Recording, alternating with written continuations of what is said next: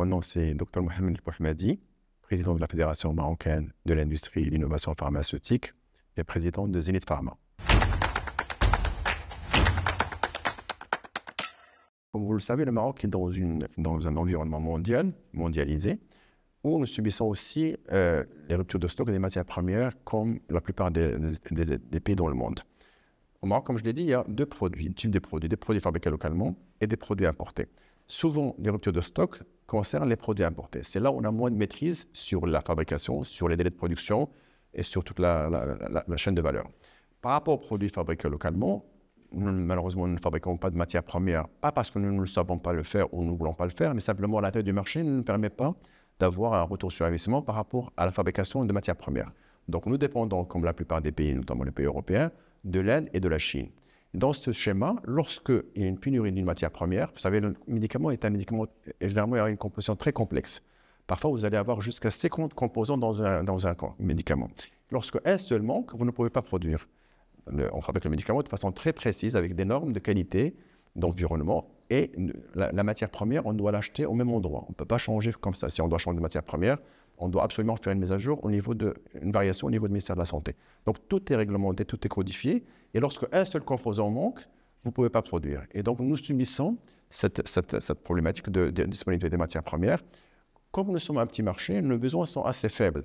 Et donc les fournisseurs de matières premières, ils vont privilégier là où les prix sont libres ou plus intéressants, là où il y a des volumes intéressants. Nous, avec notre problématique de taille de marché, notre problématique de prix de médicaments, il arrive qu'on est en situation de difficulté par rapport à ça. Donc, vous avez les matières premières qui augmentent et vous avez les prix qui baissent, ce qui fait qu'on arrive à une équation difficile à résoudre. Comment on peut la résoudre? C'est en favorisant l'exportation notamment et en encourageant la fabrication locale.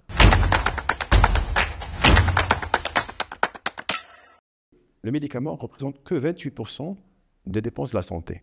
À côté des médicaments, bien évidemment, il y a la consultation de médecin, il y a l'hospitalisation, il y a la radiologie, les analyses, tout ça représente le reste.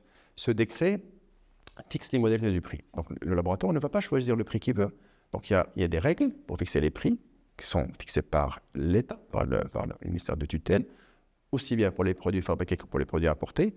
Cette fixation de prix, elle définit tous les paramètres, notamment les marges de différents intervenants, marge d'une pharmacien d'officine, marge du grossiste. Et ensuite, par rapport au prix du médicament, on se base sur le benchmark. On va choisir, le ministère choisit le benchmark de 6 pays qui sont la France, la Belgique, l'Espagne, le Portugal, la Turquie et l'Arabie Saoudite, et on prend le prix le moins cher pour l'appliquer au Maroc. Donc le prix, ce n'est pas nous qui le fixons.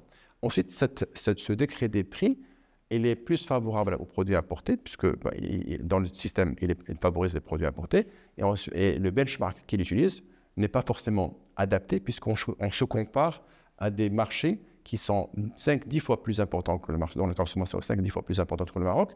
Pourtant, on en fait notre affaire aujourd'hui. Lorsqu'on fabrique localement, on maîtrise les délais. C'est-à-dire on va stocker la matière, mais tout ce qui est transformation, tout ce qui est valeur ajoutée, c'est nous qui le maîtrisons. Donc on peut très bien, en face des situations urgentes, fabriquer les produits. On travaille 24 heures sur 24 pour mettre le produit à la disposition du patient et marocain et des médecins et des pharmaciens. Donc la fabrication locale est importante dans le sens de la souveraineté. Vous avez vu ce qui s'est passé pendant la crise du Covid-19. Beaucoup de pays ont été victimes de médicaments parce qu'ils n'avaient pas de fabrication locale. Et les pays ont gardé leur production eux-mêmes. Et c'est la raison pour laquelle, sous l'impulsion de Sa Majesté, il y a eu la création du laboratoire de vaccins à Ben Slimane qui, lui, va nous permettre d'assurer une souveraineté sanitaire. Donc, la fabrication locale, c'est le garant. Comment on peut l'encourager, encore une fois? Par les incitations à la recherche-développement, par des crédits d'impôt, par exemple, pour que les gens puissent faire de la recherche, que ce soit fondamental appliqué au développement galinique, par la préférence nationale au niveau des appels d'offres publics. Aujourd'hui, lorsqu'on est en soumission pour un appel d'offres, on ne regarde pas ce facteur de fabrication locale, alors qu'on devrait l'encourager et privilégier le produit fabriqué localement parce qu'avec ce produit, nous allons créer des emplois, de la valeur ajoutée, nous payons des impôts et nous faisons des économies des devises. Produisons à peu près 450 millions d'unités. Ça représente à peu près 80% de nos besoins en unités, mais 60% en valeur.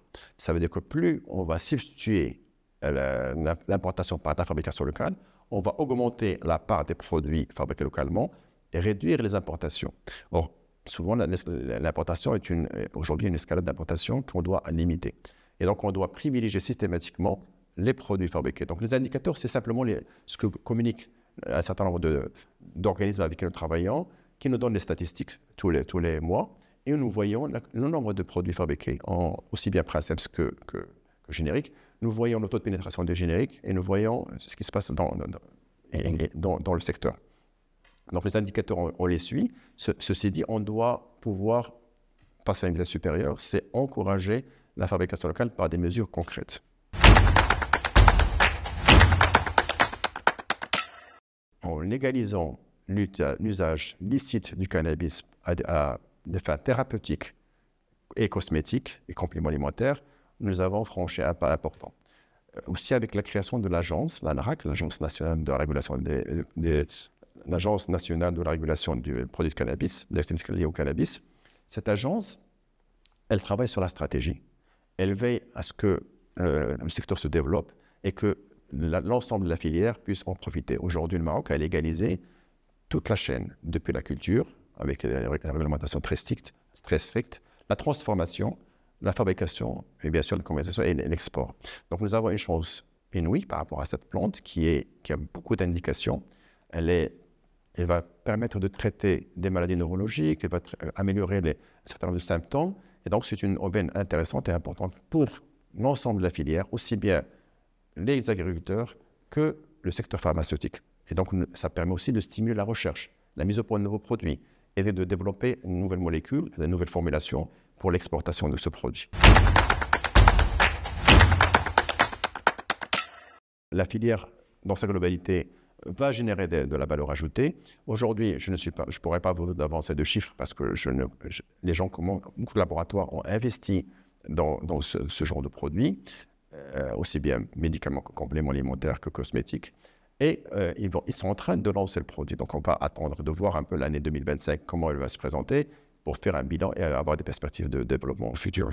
Ceci dit, si on prend juste une partie des exportations de la matière première, mais contrôlée selon les standards internationaux, vers l'Europe, je pense qu'on peut prendre minimum 4 milliards de dirhams additionnels en termes de chiffre d'affaires. Chaque laboratoire qui s'investit crée une ligne de production, va aussi créer des métiers de sous-traitance, de l'extraction jusqu'à la transport, etc.